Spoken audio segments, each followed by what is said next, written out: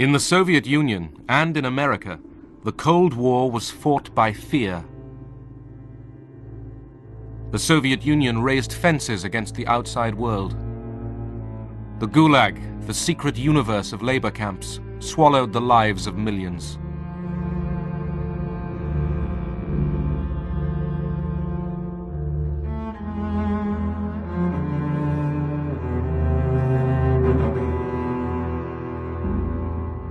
Both sides turned their fear inwards against their own people.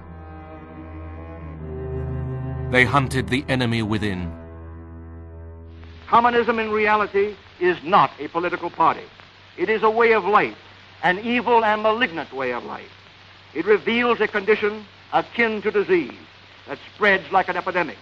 And like an epidemic, a quarantine is necessary to keep it from infecting this nation.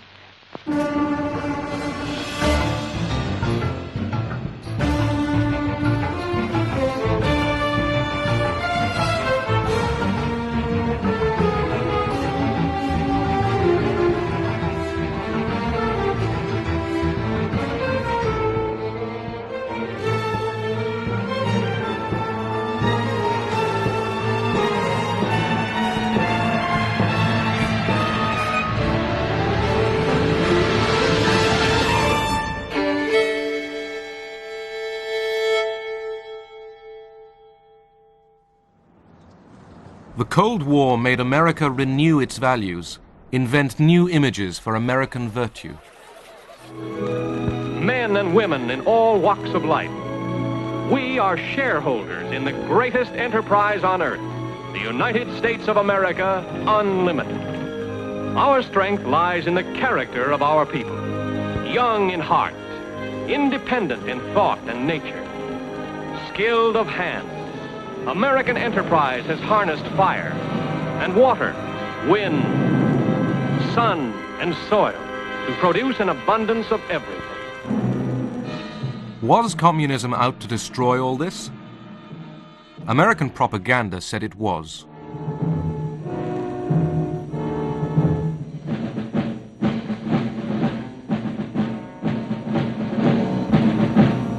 Stalin said, "The whole world is aware that the Soviet Union demobilized its forces after the war."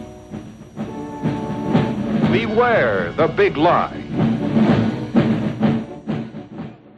At home, Americans feared red subversion.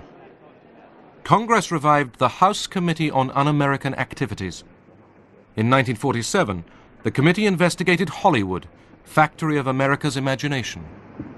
Ever observed any communistic information in any scripts? Well, I had turned down quite a few scripts because I thought they were tinged with communistic ideas. They haven't attempted to use me, I don't think, because apparently they know that I'm not very sympathetic to communism.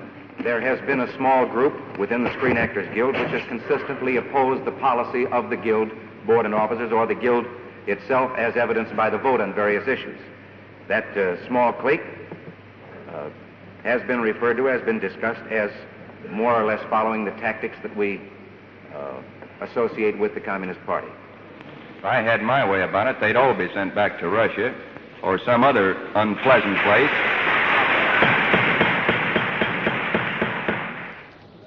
10 witnesses, the Hollywood 10, defied the committee's right to ask about their beliefs. Are you a member of the Communist Party? Or have you ever been a member of the Communist Party? It's unfortunate and tragic that I have to teach this committee the basic principles of Americanism. That's not the question. The question is, have you ever been a member of the Communist Party? I'm framing my answer in the only way in which any American citizen can frame his then answer you denied, to a question then which you invades his, absolutely invades then his you right. denied, you refused to answer that question. Is that correct? I have told you that I will offer my beliefs, my affiliations, and everything else to the American public, and they will know where I stand, as they do from what I have written. Stand away from the stand. For Americanism for many years, and I shall stand away from the stand. Fight for the Bill of Rights, which you are trying to take destroy. This man away from the stand. Others from the film industry demonstrated their support for the constitutional rights of the 10. Are you or have you ever been a member of the Communist Party? I believe I have the right to be confronted with any evidence which supports this question. I should like to see what you have. Oh, well, you would. Yes. Well, you will pretty soon. The witness is excused. Either you completely cooperated with the committee, which meant saying yes or no to the question about whether you were a communist or ever had been. And if the answer was yes, as it was in my case, we knew the next question was who else was, and we certainly didn't want to go into that. The 10 were imprisoned. With hundreds more, they were blacklisted, their livelihoods taken away. People generally in Hollywood were pretty scared to have anything to do with us, whereas before we went to prison, they had not been nearly as scared, and there were plenty of undercover arrangements that were made to write scripts under pseudonyms for a good deal less money than you were accustomed to being paid. There were a couple of possible suicides as a result of it. There were a good deal of misery. Americans feared that the enemy would take advantage of their freedoms, that agents of communism were undermining America. A Soviet spy ring unearthed in 1946 led investigators to Alger Hiss, who had been a wartime foreign policy advisor. He was accused of passing secrets to the Soviet Union by a former communist, Whittaker Chambers. Have you ever seen this individual who is standing? I have. Do you know him? I identify him. In 1935 was the last time that you saw him. According to my best recollection, not having checked the record. Now, would you remain standing a moment, Mr. Hiss? Do you know? Hiss firmly denied that he had betrayed his country. New evidence of communist activities in government circles is promised by the House Committee on Un-American Activities. Microfilm reportedly found in a pumpkin on a Maryland farm is examined by investigator Stripling and Congressman Nixon. Richard Nixon, an ambitious young Republican, was convinced that Hiss was lying. It is the intention of the Committee on Un-American Activities to pursue this investigation until we put the spotlight on those high officials in the State Department who are responsible for selling this country down the river. Hiss was jailed for perjury. Nixon's name was made. He turned his crusade against communism into a weapon for Republicans. It was what made him. It paved the way for his whole career afterwards. Anti-communism was a gut issue with Nixon. I mean, it was something he believed sincerely and deeply, but of course he was a politician too. And he was a Republican politician, and the soft on communism issue was hurting the Democrats. And of course he used it. He would have been a fool not to. In America, patriotic enthusiasm for the democratic way of life reveals itself in a monster loyalty parade in New York.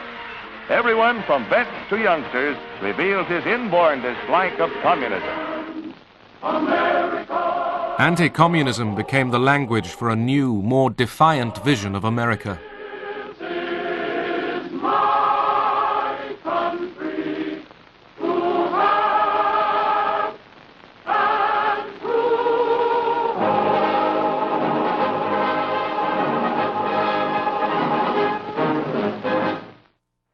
Singer Paul Robeson was open about his communist sympathies. In Moscow, he was welcome.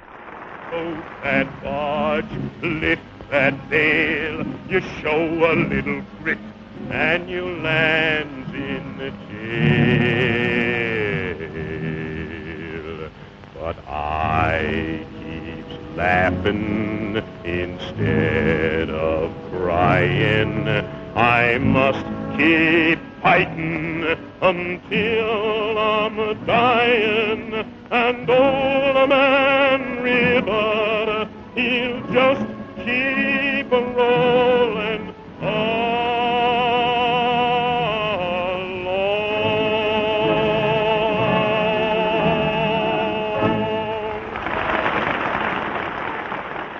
In America, people were less friendly. Veterans of the American Legion turned out to demonstrate in 1949 when Robeson was due to sing in a concert at Peekskill, New York. The police expected trouble. The slogans of the demonstrators, it went, go back to Russia, you white niggers, for instance, over and over. Commies, niggers, Jews. You got in, but you're not going to get out alive. Hitler didn't finish the job. We will.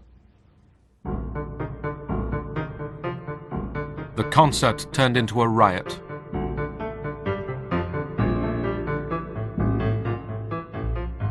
What the demonstrators done is have piles of rocks. What the state police did is make the cars go out and go 10 miles an hour through that gauntlet. So the road, I mean, cars were smashed, the windows were smashed, the road was actually slick with human blood. An interracial couple just driving through happened to arrive at that moment. And of course they pulled the car over, they yanked the two of them out, and they said, that's Robeson Jr., we got him. And they were gonna bash the black guy's head in. I was standing over with a baseball bat, and a veteran, man in uniform, army uniform, said, wait a minute, that's not Robeson. I know the pictures. That's not Robeson. That's not him. The guy said, well, blankety blank is with a white woman, kill him anyway. And the soldier said, held the bat, said, no, that's not the American way. You don't lynch the wrong nigger. And it saved his life. Race hatred and the politics of fear had begun to merge. At home, the nation was angry and insecure. Abroad, communism was gaining force. The atom bomb explodes again in the headlines of the world. President Truman announces an atomic explosion detected somewhere in Russia, 3 years ahead of the schedule expected by the West. America's nuclear monopoly was over. Then came China. Tragedy overtook China. Armed and equipped by Russia, red hordes brought ancient Cathay to its knees. At the end of 49, all China sags under the red yoke. Communist leader Mao Zedong took over. America's Chinese allies, the defeated Chiang Kai-shek regime, fled with their followers into exile. Americans have always had, most Americans, a special feeling, a special attachment, a special interest in China. So it seemed incredible to most Americans, uninformed Americans, that this country which we had lavished so much care and affection on, who we thought was so friendly, so many of their people had studied in America and so on, should turn communist, turn over to the other side. Many people felt that there had to be some explanation. There had to be some sort of a conspiracy, some sort of a plot. Republican Senator Joe McCarthy blamed traitors in the State Department for the loss of China. He launched his own witch hunt. Today, the most dangerous enemy agent is not so much concerned with the secret information about weapons as he is with infiltrating the necessary departments of the government and shaping and controlling the actions of our nation so that the enemy is progressively winning without even firing a single shot. Now, I intend to name names. John S. Service. And remember that name, if you will.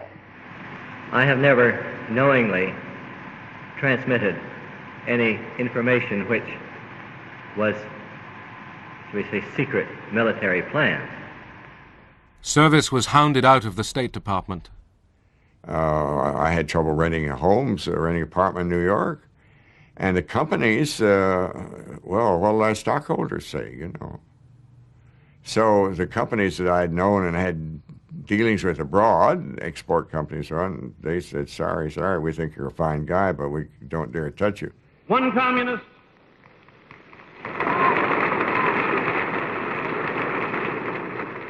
One communist on the faculty of one university is one communist too many.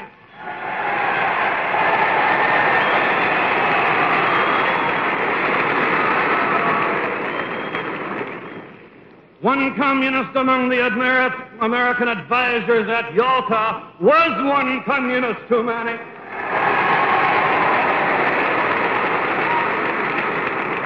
And even if there were only one communist in the State Department, even if there were only one communist in the State Department, that would still be one communist too many.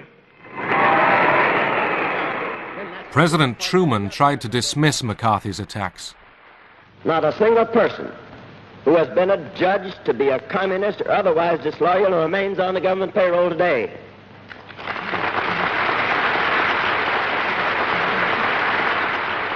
We're not going to turn the United States into a right-wing totalitarian country in order to deal with a left-wing totalitarian threat.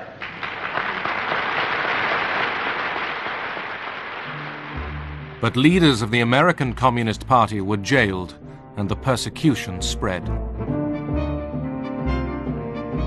Left-wing labor organizations were banned, radical groups indicted, demonstrations broken up.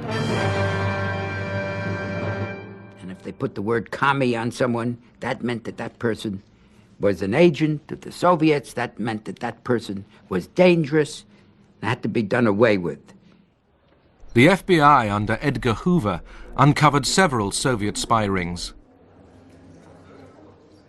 They used the national interest to justify any method of locating subversives. We were using the same methods that Hoover accused the Communist Party of using, and that's getting people to spy on their friends. And this was one of the criticisms he had of the Communist Party. I felt guiltless. What had I ever done wrong? I'd never even gotten a traffic ticket. And here I was called before, in public, a state Senate investigating committee about my beliefs.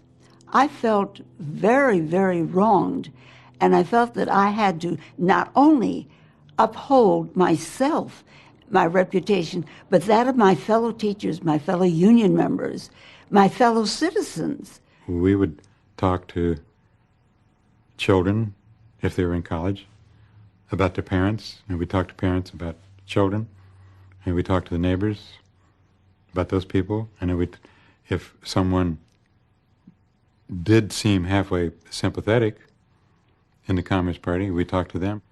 It was totally damaging to what we deeply believed America was supposed to stand for.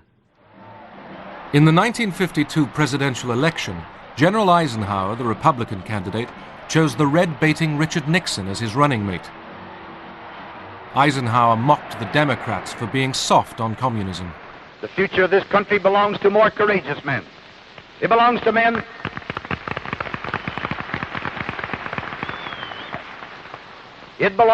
who know that freedom's fight must be forever, relentless, uncompromising, and fair. It belongs to men who, today, are ready to bear spiritual and intellectual arms against an alien army of communist ideas.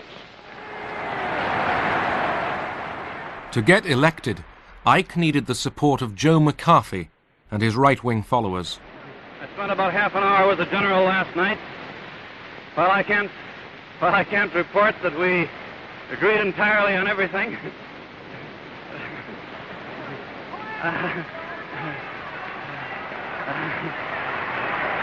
I can report that when I left that meeting with the general, I had the same feeling as when I went in, and that is that he's a great American, will make a great president, an outstanding president.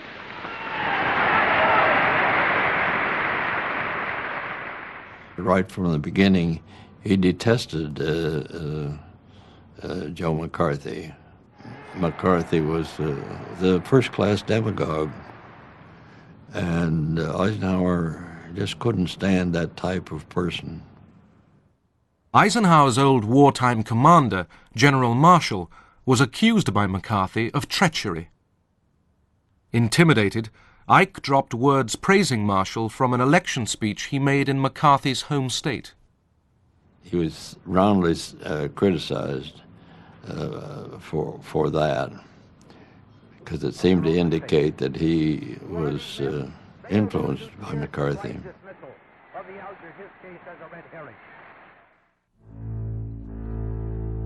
In 1953, two Americans, Julius and Ethel Rosenberg, were convicted of spying for the Soviet Union.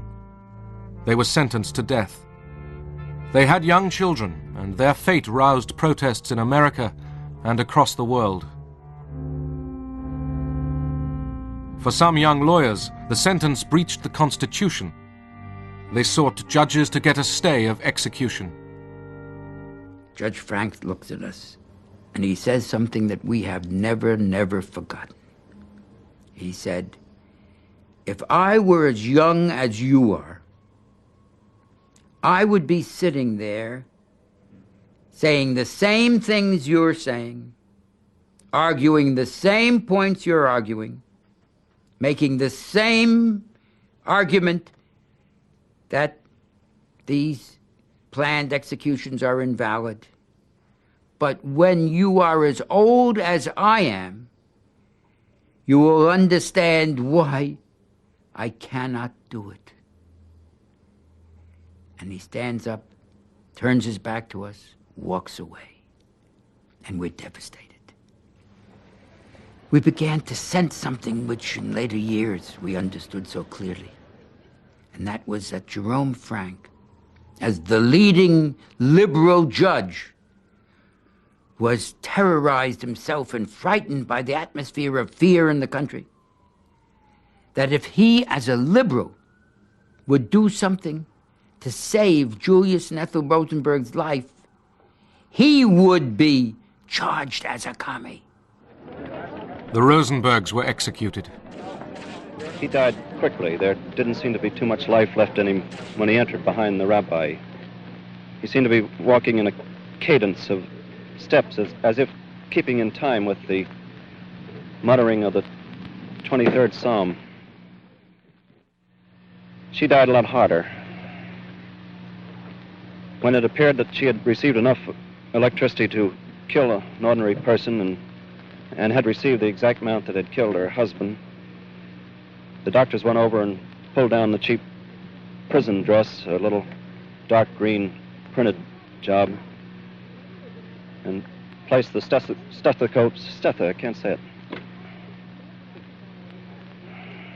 placed the stethoscopes to her, and then looked around and looked at each other rather dumbfounded and seemed surprised that she was not dead.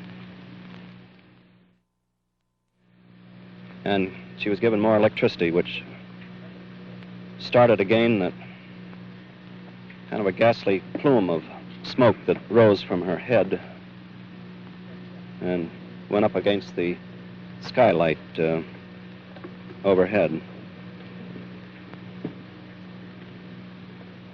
After two more of those jolts,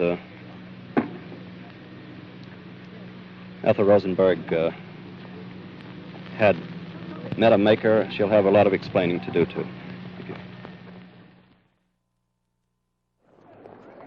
McCarthy now denounced leading Republicans and even senior army officers as communist sympathizers.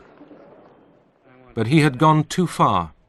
Political opinion swung away from him, and his enemies gained courage. The names of communists. You say to the army. You've done enough.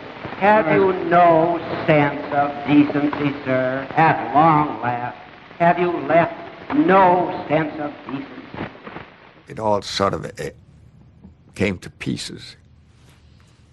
And then there was this move to censure him, and he fought that very badly.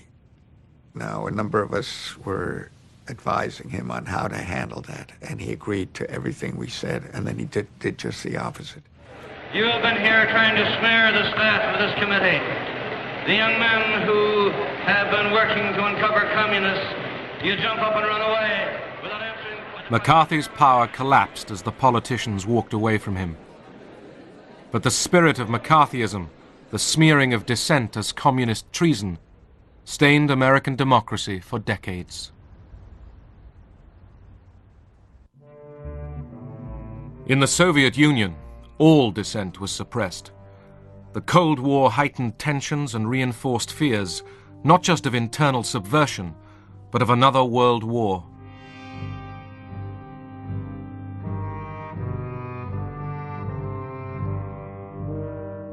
Obsessively, Stalin spoke of the danger to world peace, the need for vigilance against internal enemies. Conformity was enforced by police terror and by a slavish cult of Stalin's personality. He became godlike, his icon worshipped everywhere.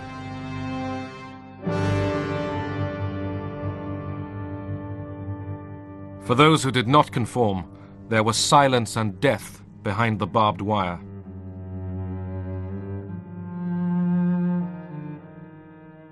The Gulag, the secret empire of concentration camps, stretched over 4,000 miles from the Baltic to the Pacific.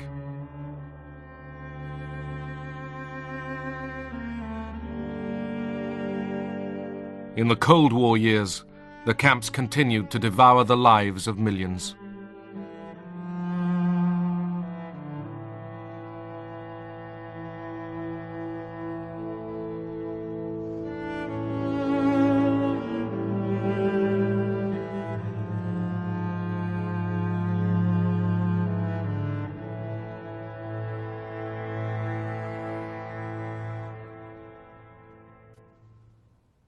Stalin's control now extended beyond the Soviet Union.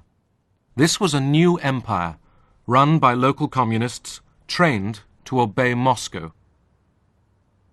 American propaganda targeted the fate of these satellite nations. The battleground of peace today is that strip of strategically located countries stretching from the Baltic to the Black Sea. They are not big countries geographically, but they contain 70 million freedom-loving people, our kind of people, who share our culture and who have sent millions of their sons and daughters to become part of these United States. Some call these countries the satellite nations. More accurately, they are the captive nations of Europe. My name is Ronald Reagan. Last year, the contributions of 16 million Americans to the crusade for freedom made possible the World Freedom Bell, symbol of hope and freedom to the communist-dominated peoples of Eastern Europe. In Western Berlin, great crowds turned out to see it raised to the tower of the West Berlin City Hall. The campaign was secretly funded by the CIA. As well as fine words, Americans sent armed exiles back into the Soviet Empire. This was the effort of the CIA, and the young refugees were recruited. They were trained in haste in all kind of subversion, sabotage, intelligence. They were given cameras, the short radio stations, codes, and were simply sent there. But the regime did penetrate all these training camps, and the reception committee was waiting for these people and arresting them. Zbierane, żądane przez wywiad amerykański, jak zdjęcia, dokonywane obiektów przemysłowych, mostów, torów kolejowych. Niechaj tę prawdę. For the Polish authorities, these intrusions justified even harsher repression. The party called for vigilance against spies and saboteurs.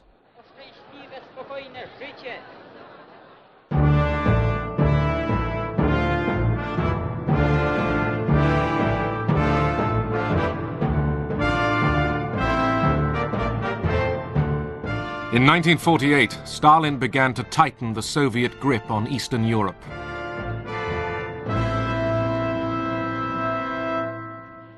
In Yugoslavia, Marshal Tito had defied Stalin and broken away from the Soviet bloc. Moscow abused him as a traitor, a deserter to the camp of American imperialism. Stalin moved fast to prevent Tito's mutiny spreading to other satellite states, like Czechoslovakia.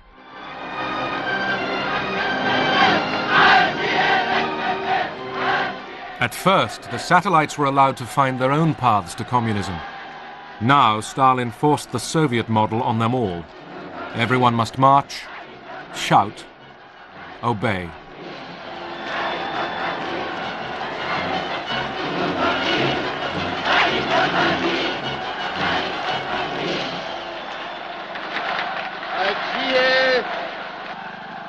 práce sovětských národů a mírové fronty celého světa, veliký Stalin.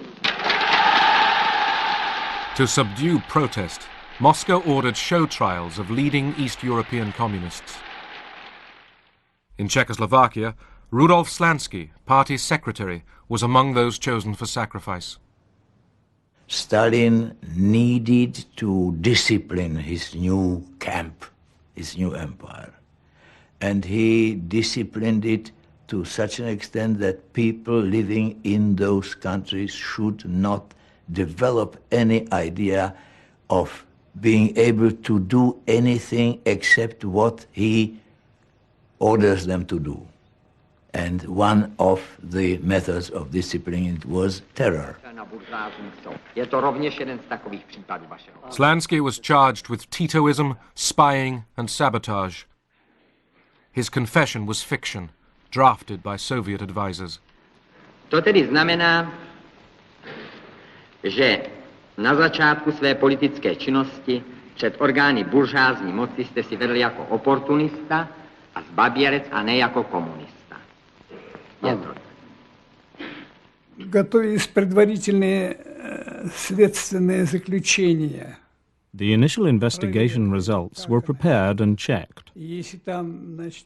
If the evidence in these cases didn't meet the aims of the security services, then it was altered. Really, it was a fabrication to prove what otherwise couldn't be proved.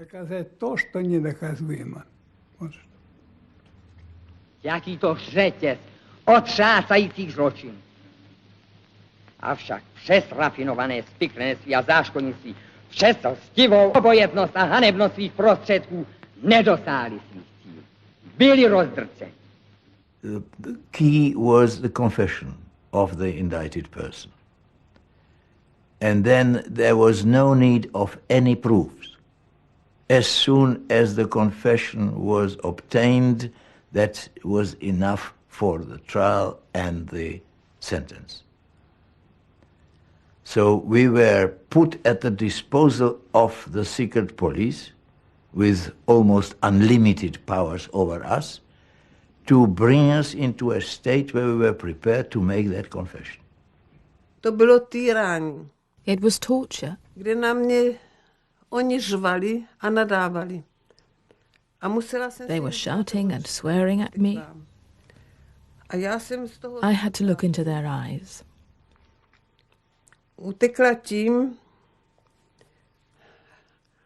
At the beginning, I avoided this, but then I had to repeat their obscenities.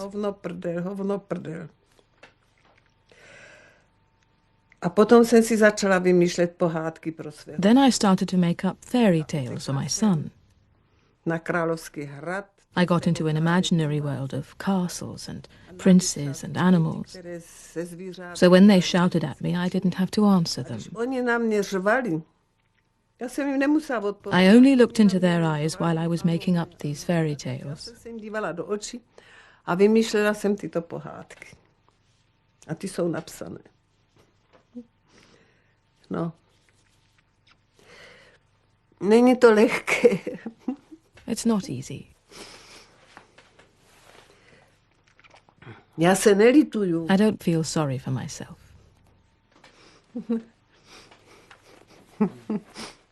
Everything was rehearsed, the final text prepared for the trial, consisting of questions which were put to one by the general attorney and the president of the court and so on, were listed, and your answers were listed. Přišel jsem do dělnického hnutí jako člověk buržázního původu. Můj otec byl zámožným vesnickým obchodníkem. Vyrůstal jsem v prostředí obchodnické rodiny a to ovlivnilo mé osobní vlastnosti a můj charakter. Vstoupil jsem v roce 1921 do komunistické strany a přišel jsem tam s různými maloměšťáckými názory, kterých jsem se nezbavil.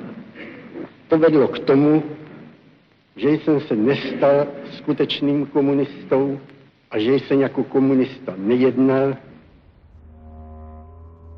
Slansky and 10 others were hanged in December 1952, their ashes scattered over the ice on an unknown country road. Stalin had shown his power. While he survived, it meant death to disobey him.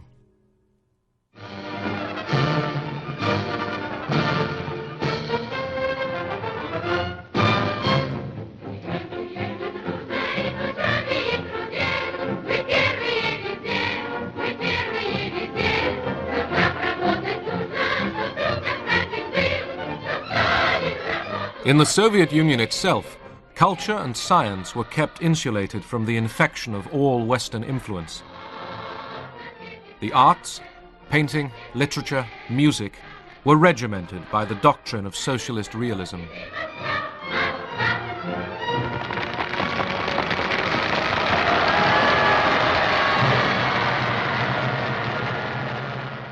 Мне кажется, что участие Сталина Stalin's interference with the work of the Bolshoi theatre was done with love and good taste. и любовью. Но то, что он But the fear that it created and the fact that people were under his spell, преклонение this produced a lot of negative effects. оно и давало It not only made people nervous, but destroyed the principles of art. ломало искусство и принципы нашего искусства. Fear of Stalin's disapproval paralyzed the creative arts. Dmitry Shostakovich was reprimanded by the party for departing from the principles of socialist realism.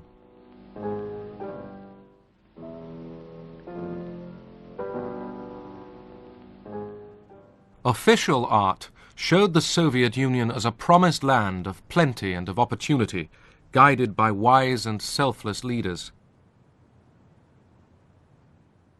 But those who discussed real change, even in private, like Susanna Pechuro and her student friends, risked punishment. Мы очень много рассуждали об этом. We discussed a lot. And we came to the conclusion that what was happening then was completely different from what we were taught to believe. Соответствует тому, что нам рассказывают. It wasn't socialism. Что это никакой не социализм. Susanna joined a secret discussion group. Aged 17, she was arrested, charged with treason and terrorism. 3 of her friends were executed.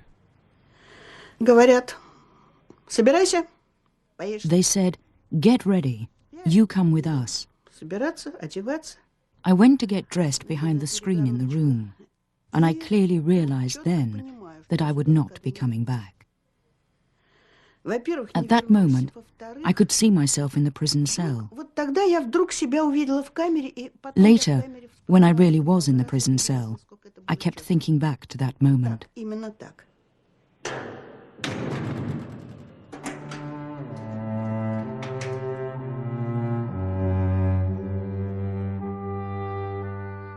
Over the years, millions shared Susanna's fate. They vanished, often without trace. Even to ask about them was to risk arrest. И это то страшное, что я до сих пор не позволяю себе вспоминать, если я... There are some things that are so awful, I don't let myself remember them. Because if I do, I can't sleep for weeks.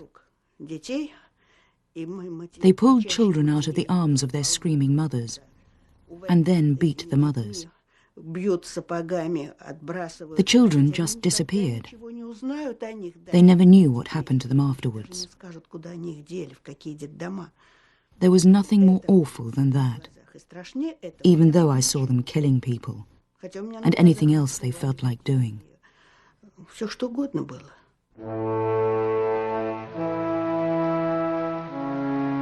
In 1952, Stalin presided over the 19th Congress of the Soviet Communist Party. The hall was packed with foreign delegations gathered to honor him. Stalin was old now, but still the unchallenged leader of world communism. Cold War, military competition with America, was already putting a heavy load on Soviet society. In public, Stalin's analysis of the world class struggle was hopeful. И тем облегчить свою работу. Потому, повторюсь, что сама буржуазия, главный враг освободительного движения, стала другой, изменилась серьезным образом, стала более реакционной, потеряла связи с народом и тем ослабила себя. Понятно, что это обстоятельство должно также облегчить работу революционных и демократических партий. But Stalin still feared the enemy within. He saw treachery everywhere. Above all, he suspected so-called cosmopolitans, mostly Jewish intellectuals and professionals who had already been persecuted for their Western contacts. Сталину нужен был внутренний враг. Внутренний враг. Stalin needed an internal enemy, на которую можно было взвалить бы. A fifth column that could be blamed for the difficult situation in the country. И евреи как раз вполне подходили для роли этой. And the Jews fitted that role very well. Евреи были, так сказать, традиционно как-то, но имели. Because many Jewish families in the post-war years had someone in the United States, relatives or acquaintances. До войны, в послевоенные годы был кто-то, кто когда-то уехал в Соединенные Штаты, какие-то родственники. So to present Jews as the fifth column, agents of American imperialism, was very convenient. Американского империализма, как они писали, было очень удобно. In January 1953, 9 Kremlin doctors were accused of plotting with Western intelligence to kill Soviet leaders. Я должен сказать, что, конечно, все это было спровоцировано. The doctor's plot was instigated with Stalin's approval. Операция против врачей. Stalin had been suspicious of doctors for a long time before that. Недоверие. Так что это болезненное такое состояние. This was all due to his illness, made worse by his old age, and by his lifelong ideology that the enemies who always surround you should be constantly eliminated. Врагов, которых без конца вокруг тебя много. One of the doctors, Yakov Ettinger, died under torture. His son was arrested and interrogated. Они хотели добиться от меня какого-то признания. They wanted me to make a confession, to make a statement that I was in the know. Фактов преступного неправильного лечения моим отцом. That I was familiar with certain facts which showed that my father and other doctors were wrongly treating certain patients. Я у некоторых бывал, они добивались от меня этого признания. Но they wanted me to make this kind of statement, but they didn't get it from me, even though twice I was sent to the punishment cell. Два раза я сидел в карцере. 5 of the 9 doctors were Jewish. The affair inflamed Russian anti-Semitism. Jews were denounced and purged throughout the medical profession and beyond.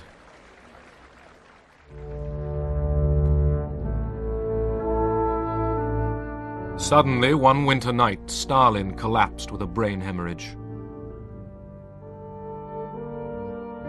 No one dared to treat him as he lay half-conscious on the floor. Eventually, on the 5th of March 1953, he died.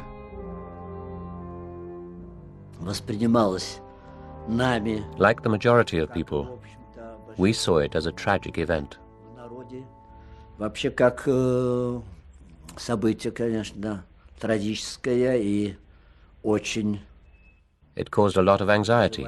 Большую тревогу, потому что все уже. How were we going to live now? Как, собственно, можно жить вообще, когда рухнули? When the foundations of our lives were shattered. Нашего общества, нашей жизни, поскольку была настолько создана. The image of Stalin created by propaganda was of someone who was irreplaceable. Создан такой облик незаменимости.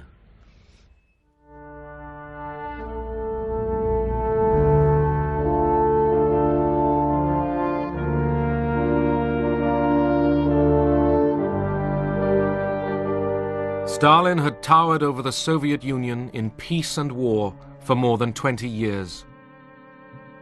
Even those who hated him could not imagine a future without him.